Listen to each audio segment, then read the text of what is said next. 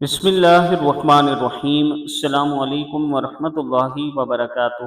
رسول اکرم صلی اللہ علیہ وآلہ وسلم نے فرمایا، غمگینی کی دعا۔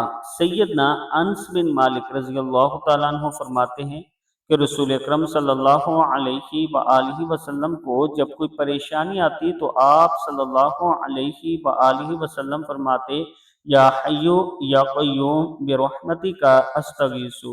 اے زندہ و جاوید، اے قائم و دائم رہنے والے، میں تجھ سے تیری رحمت کی فریاد کرتا ہوں۔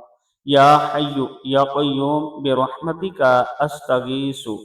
چھوٹی سی دعا ہے، صبح و شام پڑھ لیا کریں۔ اللہ تعالیٰ سب کی مصیبتیں، بلائیں، غمگینیاں ختم فرمائے، اور اللہ تعالیٰ سب پر اپنی رحمت نازل فرمائے، اور خاص طور پر اولاد اور مال اور رزق کے معاملے میں اللہ تعالیٰ اپنی رحمت سے نوازے۔ آمین۔